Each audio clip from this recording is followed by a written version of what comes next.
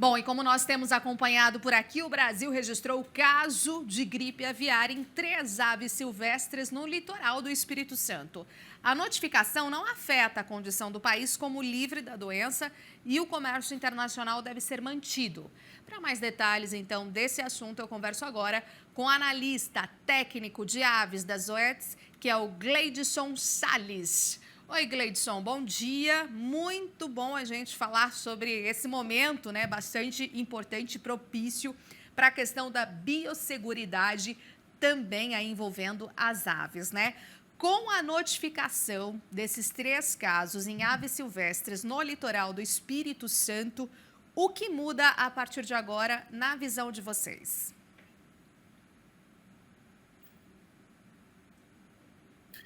Olá, Renata, bom dia demais telespectadores.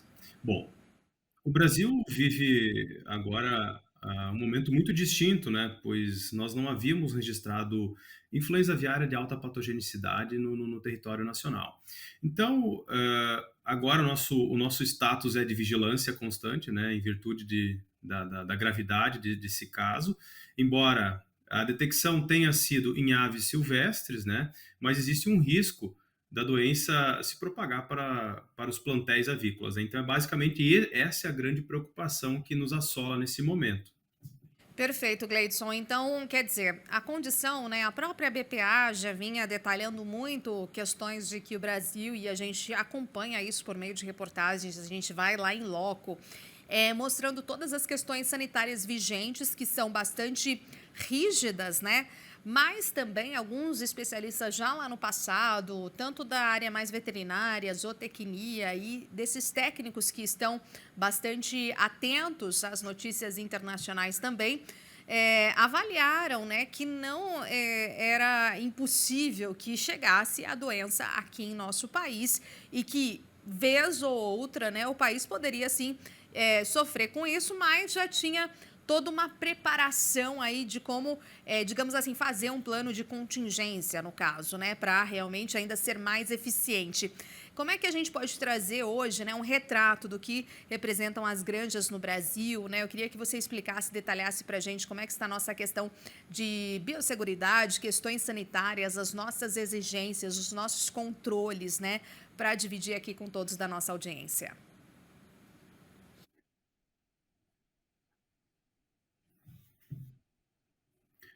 Bom, o Ministério vem fazendo um trabalho de monitoria muito intenso, e não é de hoje, né? Só trazendo em números, da metade do ano passado até hoje, o Ministério coletou praticamente 40 mil amostras para monitoria de influenza aviária. Então, existe um trabalho muito intenso do Ministério, e o Ministério não trabalha sozinho nisso, né? Nós temos a Associação Brasileira de Proteína Animal, a BPA, nós temos as empresas envolvidas, né? Na doenças, na proteção de doenças, mas principalmente os pilares centrais de tudo isso, as mensagens reforçadas são muito relacionadas à biosseguridade, ou seja, todas aquelas medidas que são planejadas, estruturadas pelas empresas para que as doenças evitem chegar nas granjas, né? Então, o Brasil, a gente vive de um surto de influenza aviária no continente europeu, nos Estados Unidos, enfim, na América Central, Canadá, há alguns anos. E o Brasil não havia detectado essa doença, em virtude desse trabalho conjunto desses órgãos, das empresas e dos produtores lá na ponta, né? Então, o Brasil faz um trabalho muito sério e muito focado para evitar a entrada de influenza aviária. Porém, em virtude desse caso de influenza aviária em aves silvestres, nós temos que redobrar todas as medidas de biosseguridade que até então estão sendo tomadas nas granjas.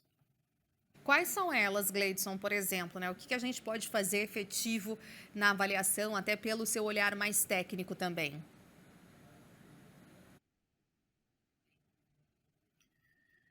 Bom, as medidas de biosseguridade, aí entram uma série de ações que nós devemos tomar na granja, né? Desde a entrada de pessoas, né? Evitar bloquear a entrada de pessoas externas, né? A não ser que fazem parte do processo, desde a troca de calçado, acessar as granjas, o controle do corredor, a blindagem de água, a utilização de cloro na água, são medidas simples, mas medidas que são muito eficazes quando somadas, né? Desde o telamento de galpão, né? Todas essas medidas que são relacionadas ao dia a dia da granja. Então, todos esses processos, eles devem ser refeitos, devem ser reavaliados e sim, eles são eficientes para o controle e prevenção dessas doenças.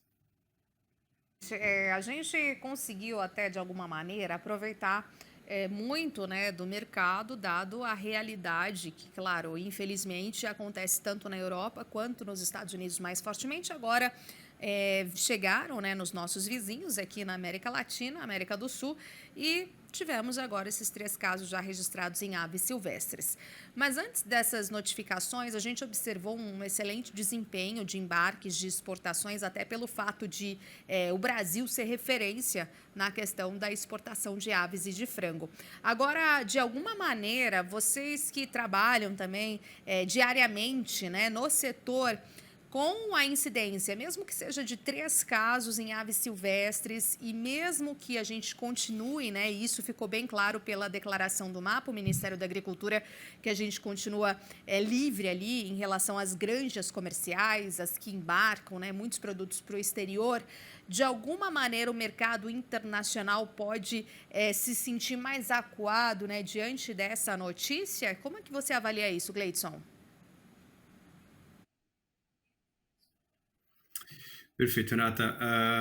No artigo 10.4.1 da Organização Mundial da Saúde Animal, ele contempla basicamente o seguinte, que os países livres de influenza aviária de alta patogenicidade, que é o caso do Brasil, quando detectado um novo caso de alta patogenicidade em aves silvestres, nada vai mudar. Então, nesse primeiro momento, as exportações elas não serão impactadas, né, em virtude desse tratado, né, mas, claro, a vigilância ela deve permanecer e deve ser muito mais assertiva, né, a partir de agora, pois os plantéis, sim, as aves silvestres, 3 aves silvestres foram detectadas com influenza vírus de alta patogenicidade. O que nós devemos ter é o cuidado para que essa influenza aviária de alta patogenicidade não chegue nas nossas granjas, né?